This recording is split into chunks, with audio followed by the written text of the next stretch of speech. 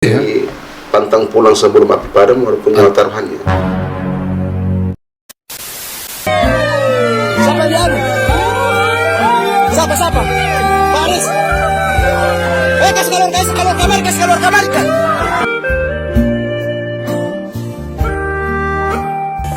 813 Tikomo Podcast. Sit down please. Jadi terima kasih sudah datang di Tikomo Podcast hari ini.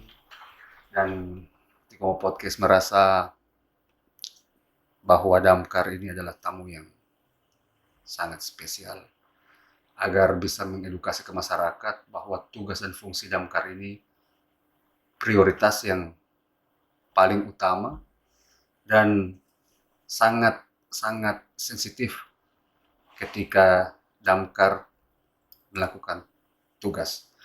Berbicara tentang masalah damkar Pak Kanit, Ya, apalagi dalam konteks tugas, ya. Damkar sendiri ini, sejarah terbentuknya Damkar mulai kapan? Ya. Jadi kami sapa dulu ya. Ya, Ini apa? Tikomo Podcast. Tikomo Podcast. Tikomo Podcast. Ini Assalamualaikum warahmatullahi wabarakatuh. Waalaikumsalam warahmatullahi wabarakatuh. Jadi alhamdulillah dengan adanya media-media seperti ini, paling tidak seluruh pengetahuan dari semua profesi Ya, itu bisa diakomodir, kemudian diberikan, disebarluaskan kepada masyarakat, dan ini menurut saya mengapresiasi terima kasih Pak Kanit. karena ini selaku unit damkar yang diundang. Ya. Paling tidak untuk memberikan pencerahan kepada masyarakat seputaran tentang penyelenggaraan fungsi-fungsi yang ada di damkar. Ya. Seperti yang sudah disampaikan tadi, bahwa sejarah terbentuknya damkar ini memang dari Pulau Jawa. Dari Pulau Jawa. Jadi dia namanya dulu Brandweer. Brandweer ya. Brandweer. Ya. Kebetulan sejarah damkar itu dari Jakarta, Pulau Jawa, ada kebakaran besar di Kuitang. Saat itu Ya, ya. saat Ya. itu tahun 1837. Ya. Nah, sehingga dengan adanya itu maka sejarah damkar itu dimulai pada saat itu. Kemudian dikeluarkanlah sebuah reglemen, artinya semacam aturan untuk membuat struktur damkar sudah ada, baik itu maupun di Jakarta. Ya. Tahun 1917 kalau tidak salah. Jadi memang lahirnya damkar itu dari situ, sebelum kemerdekaan. Oh, jadi lahirnya damkar ini berawal dari kebakaran di Kuitang ya? Ya, kebakaran besar itu. Kebakaran besar di Kuitang, Ya. akhirnya melahirkan damkar Ya. sampai ke Daerah-daerah. ke wilayah-wilayah. Ya, sekarang untuk tugas damkar sendiri pada umumnya seperti apa?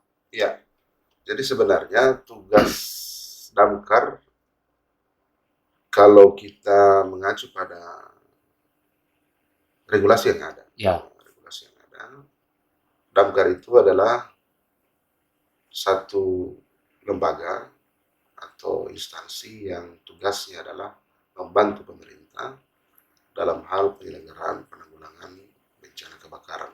Lebih spesifik kebakaran. Oh, lebih spesifik ke Ya. pemadam kebakaran ya? Kebakaran. Ya, ya. Sehingga dengan perkembangan modernisasi zaman yang semakin kompleks, tuntutan masyarakat terhadap permintaan layanan tinggi, sementara fungsi-fungsi kita memang berkolaborasi dengan masyarakat, khususnya tuntutan, Ya. maka tugas-tugas damkar itu di samping memadamkan kebakaran, Ya. kita juga bisa mengevakuasi sarang tawon. Artinya seluruh laporan masyarakat yang membahayakan. Oh, jadi seluruh laporan masyarakat bukan saja kebakaran Ya. bisa ditangani Ya. oleh damkar. Ya. Jadi Pak Kanit, tadi Bapak belum di ini bahwa Pak Kanit sekarang di Damkar, bertugas di Damkar mana ya? Iya, ini belum sempat Belum kita belum sempat sampaikan. disampaikan Kebetulan ini.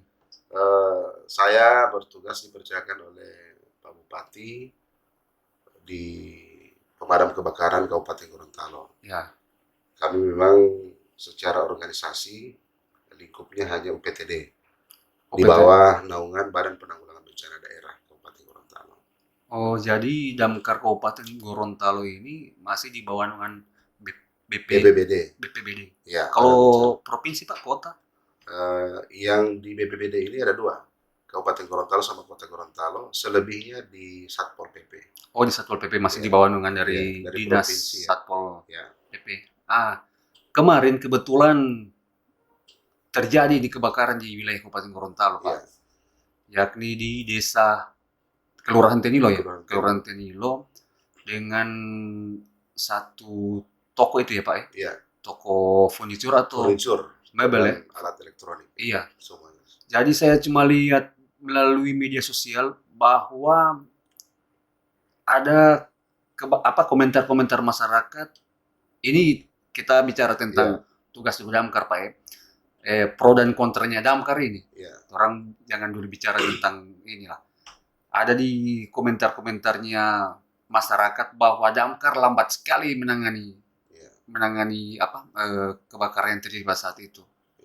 Penanganannya bagaimana Pak Kanit itu? Ya. Jadi sebenarnya bagi kami check and balance masyarakat itu sangat kami butuhkan juga. Ya. Jadi dengan berbagai masukan, baik itu melalui media sosial, masyarakat memang menginginkan tuntas dalam hal layanan. Secepatnya, Memang, secepatnya bahwa api ini harus dipadamkan memang. Tapi seharusnya juga kita harus melihat kondisi yang ada. Ya. Jadi pemadam kebakaran itu ketika mendapatkan informasi itu pun kalau cepat. Ya. Nah, kalau lambat berarti kita tidak bisa memperhitungkan dengan adanya kejadian, kemudian informasi masuk, kemudian kita menuju TKK, tempat kejadian kebakaran, sampai dengan pemadaman. Dan memang di damkar itu kami sudah memiliki standar operasional prosedur SOP SOP pada saat pelaksanaan tugas. Kita membatasi time respon kita itu 10 menit dari semenjak kita menerima informasi dari masyarakat. Dekat jauh 10 menit? Ya, dekat jauh itu 10 menit. Paling pas itu kalau 10 menit daerah Pulbala itu pas di pasar itu, Kecamatan Pulbala. Itu kurang 10 menit itu. Oh, kurang 10 menit itu ya, dari kantor damkar yang di Limboto ke Pulbala. Iya, karena kemarin itu juga pernah juga terjadi di kota itu, di wilayah tetangga saya. Masyarakat ketika mulai ada asap, api, masyarakat hanya langsung ambil HP, tidak langsung telepon damkar, cuma live. Kebanyakan hanya live, tidak langsung telepon damkar. Karena entah kenapa masyarakat pada umumnya itu cuma mau pengen bercerita melalui media sosial. Ini yang menjadi kendala-kendala. Ya, ingin eksis di medsos. Iya, hanya eksis di medsos. Inilah kendala damkar, kasihan kan. Ketika ada telepon, prioritas utama akan dilaksanakan, laporan lambat. Karena masih entah ini Pak Kanit, entah mereka gugup atau tidak tahu masih berbuat apa, tiba-tiba langsung live saja. Ada tips nggak dari Pak Kanit, dari damkar Kabupaten Gorontalo, supaya ketika ada kebakaran, ada indikasi sekecil apapun, langsung berbuat A, B, C, D, ada protap-protapnya? Iya.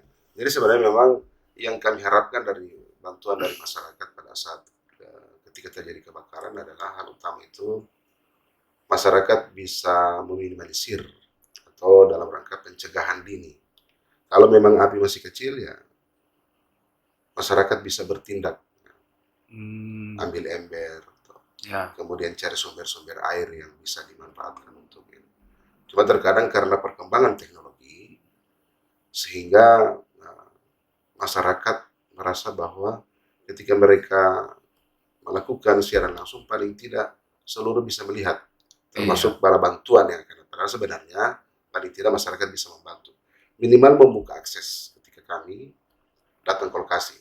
Atau paling tidak cepat menghubungi. Ya, sebenarnya tujuan utama itu paling juga untuk supaya ketika mereka live ada yang melihat langsung kontak ke, karena ada juga kan ada kontak nomor PDAM kan. Cuma ini yang mengundang orang untuk istilahnya kepo Carlota. Sedangkan damkar harus cepat menanganinya, kendaraan banyak yang di pinggir jalan kan. Ini yang jadi permasalahan pada umumnya permasalahan yang terjadi sekarang ini. Apalagi yang kemarin itu saya lihat juga di Tenilo, orang masyarakat hanya banyak yang Carlota kepo cuma lihat video, tapi ketika damkar lewat orang tidak kasih akses untuk jalan. Itulah kendala-kendala yang kami rasakan selama ini. Tetapi kami juga bersyukur bahwa ada kepedulian juga dari masyarakat. Tidak semua masyarakat yang hanya menonton, hanya live. Ada juga kemarin masyarakat yang sudah sempat membantu. Ada rasa kepedulian. Jadi sudah ada tingkat kesadaran dari masyarakat. Tingkat kesadarannya sudah mulai meningkat dari masyarakat. Ya. Sekarang gini Pak Kanit, ketika ada telepon darurat dari masyarakat, ada kebakaran nih. SOP-nya damkar 10 menit harus tiba di TKP dengan jarak kita taksir berapa kilo lah kan.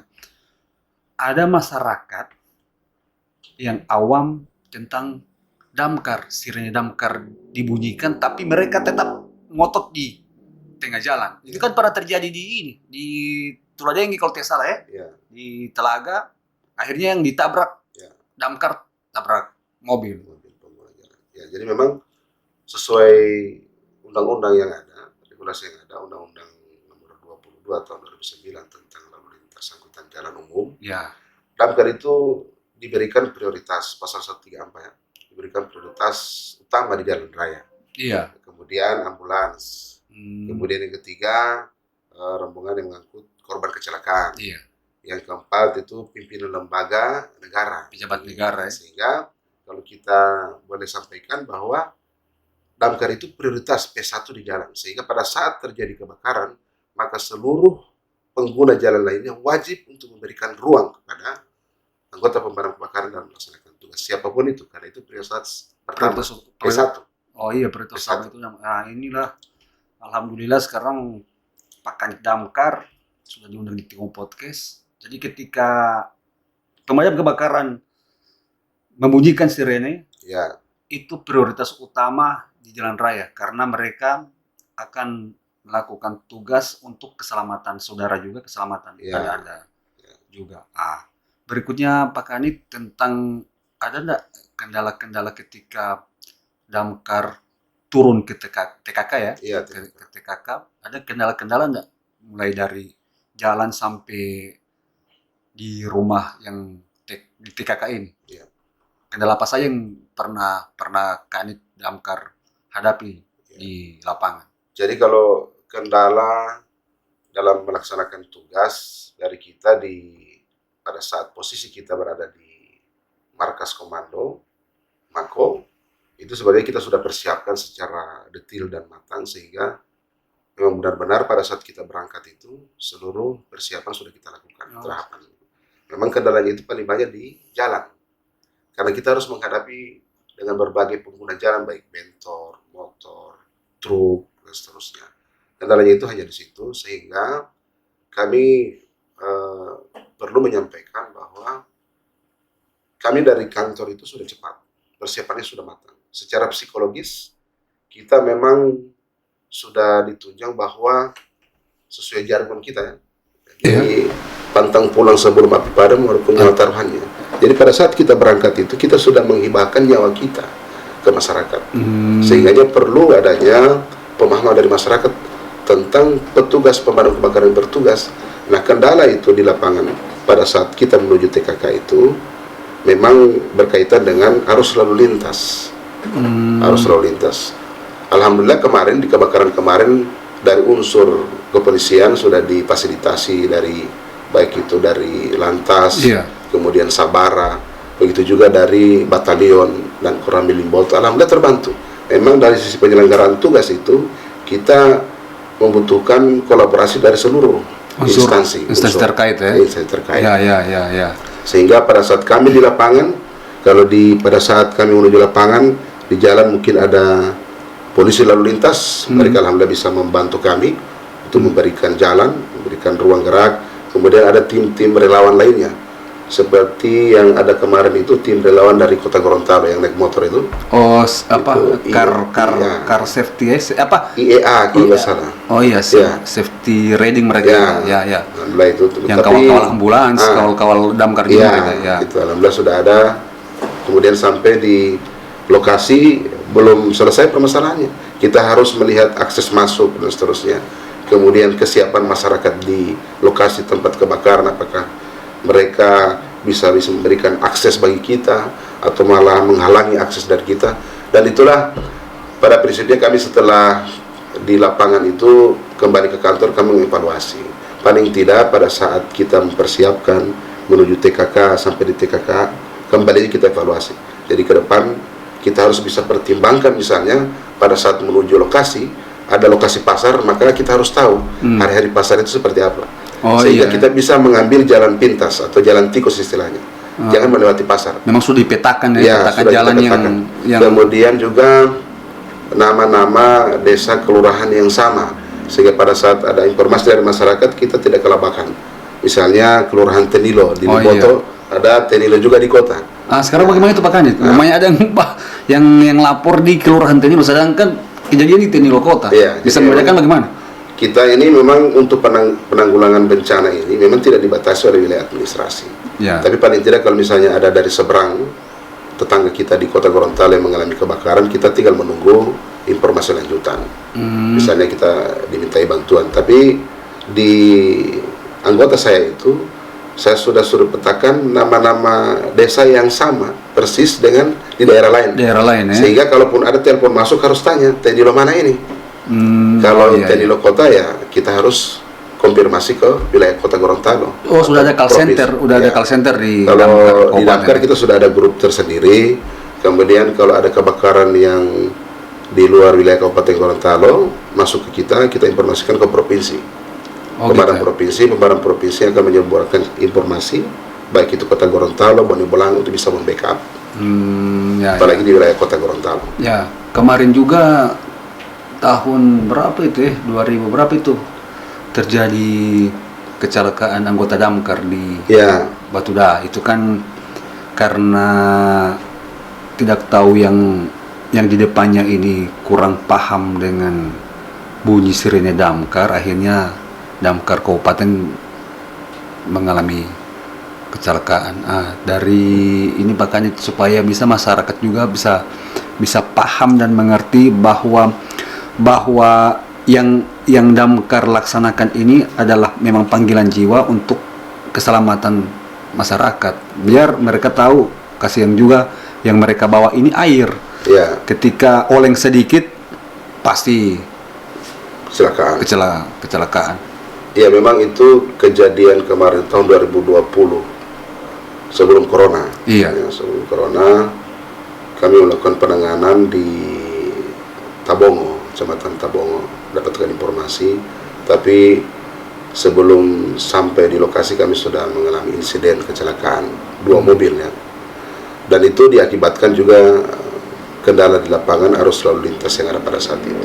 Kita pada saat di lapangan memang harus memilih keputusan dan mengambil keputusan apakah yang berhadapan dengan kita ini itu berpotensi membahayakan diri kita sendiri, petugas pemadam kebakaran, atau malah yang masyarakat pengguna. Sehingga kami protap pada saat menuju TKK itu semua kita bunyikan, baik lampu sirene, rotator sirene, ekstra mic-nya, kemudian lampu malamnya dan seterusnya. Itu kita sudah lakukan protap seperti itu.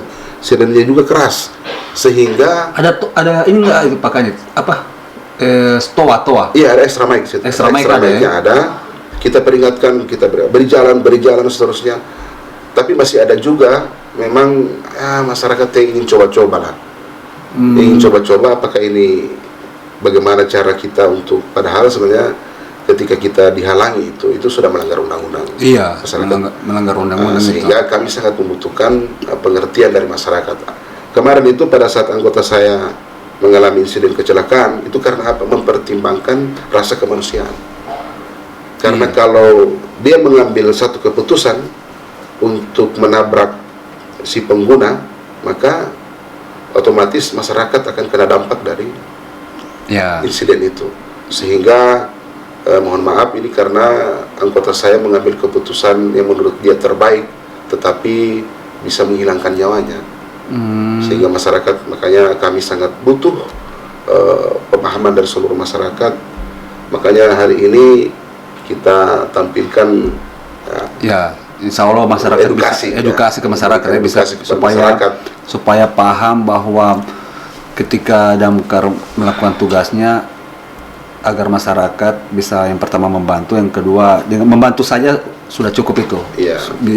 Memberikan jalan ke damkar ketika lewat, memberikan informasi ke masyarakat lain bahwa tugas damkar ini yang seperti Pak Kanit jelaskan tadi, supaya masyarakat bisa paham. Sekarang Pak Kanit, ada tips nggak ketika contoh di toko Tenilo kemarin itu yang terbakar? Itu kalau tidak salah ada aturan atau edaran yang menjelaskan ketika di rumah saja kita harus ada pemadam portable. Baik di rumah, di toko, supaya ada tindakan awal yang pencegahan awal yang kita lakukan. Itu bagaimana Pak Kanit? Jadi memang kami ini sudah berusaha untuk memproteksi masyarakat, baik yang memiliki usaha atau rumah tangga atau industri dan seterusnya, itu melalui instruksi bupati. Kita sudah kirimkan ke kecamatan-kecamatan untuk ditindaklanjuti, karena memang kecamatan yang punya wilayah, sehingga mereka harus memberikan informasi instruksi bupati terkait dengan sistem proteksi bahaya kebakaran. Yang pertama, untuk ukuran-ukuran toko, itu paling tidak dia harus memiliki ukuran alat pemadam api ringan APAR yang ukuran 6 kilo, tapi memang tergantung luasan wilayah, luasan gedung, luasan usahanya. Jadi kalau dia lebih luas, ya mungkin bisa ditambah sampai 2 atau 3. Memang tidak mahal juga. Itu portable itu ya? Iya, hanya 1 juta, kurang lebih 1 juta lebih lah, sudah bisa memiliki tabung 6 kilo. Kemudian itu sudah bisa memproteksi lebih awal. Nah, nanti memang kalau masyarakat membutuhkan itu, maka kita latih. Kita latih cara penggunaannya dan seterusnya, sehingga pada saat kebakaran terjadi kemarin itu, mereka bisa mengambil inisiatif melakukan pencegahan awal, sehingga tidak meluas seperti itu. Saya khawatir kemarin itu karena memang tidak ada alat proteksinya di dalam itu. Kalaupun ada, tidak sempat digunakan. Kalau begitu. Oh iya, ada itu cuma itu ketika ada kebakaran itu pasti panik yang duluan mereka rasakan. Makanya, jadi pikiran sudah tidak jernih, keputusan apa yang diambil mereka tidak. Makanya memang tips-tips yang seperti itu ketika kita melihat ada potensi kebakaran, misalnya ada pembakaran sampah secara umum di luar, memang itu harus diawasi. Pembakaran sampah, kemudian buang puntung rokok sembarangan. Kemudian kalau misalnya mati lampu, ada lilin yang dibiarkan menyala. Ini kan kemarin pengalaman kemarin terkait kebakaran itu, memang yang paling banyak itu memang arus pendek. Kebanyakan arus pendek. Karena biasanya saya sendiri mengalami itu. Biasanya kita main sambung-sambung saja ini alat listrik ini, kabel ini. Ada penumpukan colokan di satu bak job. Padahal kapasitas daripada listrik itu sudah diatur, ada standarnya. Kemudian kita menambah-nambah. Kemudian penggunaan juga kabel yang tidak sesuai dengan SMI. Kabel itu kan ada spesifikasi. Ada spesifikasinya, misalnya 2,5. 2,5. Kurangnya 2,5. Kabelnya agak besar. Biasa juga kemarin kita temui di lapangan ada masyarakat yang menggunakan salah satu rumah menggunakan kabel salon. Yang serabut itu itu kan itu tidak tahan instalasinya panas. Dia misalnya sambung dia dari instalasi induk, kemudian dia panas itu. Panas. Dan kemarin itu memang potensi kebakarannya itu tinggi di situ. Sekarang Pak Kanit, seperti yang dijelaskan Pak Kanit, ada nggak dari damkar unit atau yang membidangi tentang sosialisasi ke masyarakat. Bahaya A, baru ini ada enggak fungsi dari Damkar untuk unit-unit untuk sosialisasi? Kalau di Polri kan ada Humas, Ya, Dimas. ya. Jadi mereka yang edukasi ke masyarakat tentang fungsi dan tugas Ada. polisi. Memang kami ke sekolah-sekolah dasar, Ya. SMP, SMA. ya, kami kemarin sudah sebelum wabah corona ini, Iya. kami memang sudah melakukan sosialisasi dan edukasi secara intens dari tingkat kecamatan, kemudian ada sekolah, kemudian bahkan di lingkup-lingkup tokoh masyarakat yang berkumpul, kemudian ada warung kecil, itu kita datangi, kita tentukan spot-spotnya di mana. Kemudian kalau misalnya untuk kecamatan, alhamdulillah sudah hampir semua kecamatan kita.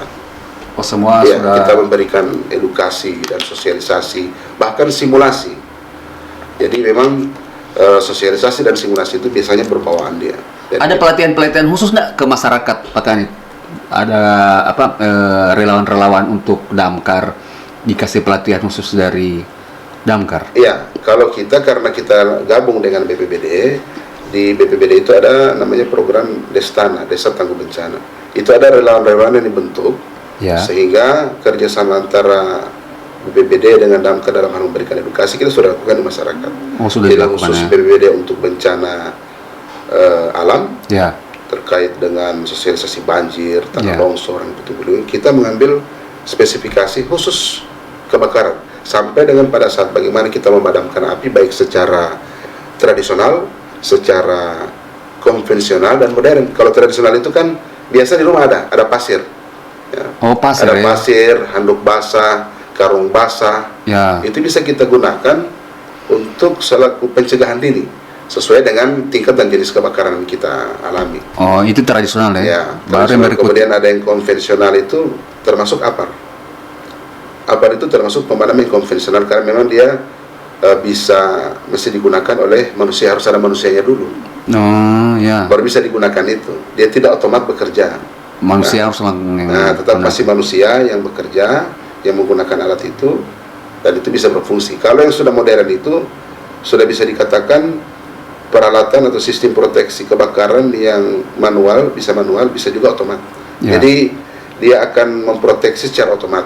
Saya kasih contoh, biasa di gedung-gedung besar itu dia sudah ada sistem proteksi bahaya kebakaran menggunakan fireblock. Jadi fireblock itu dia ketika dia kena api, Ya. makanya fireblock itu digunakan di tempat-tempat yang berpotensi terjadi kebakaran, di dapur misalnya. Oh, di dapur ya. Kalau di instansi kantor itu dekat-dekat ruang server misalnya, kayak seperti ini. Ya. Oh. Itu ditaruh situ. Jadi pada saat dia kena api, dia akan pecah sendiri. Oh, begitu Dia ya. pecah sendiri, radius 7 meter bujur sangkar itu ditutup dengan itu.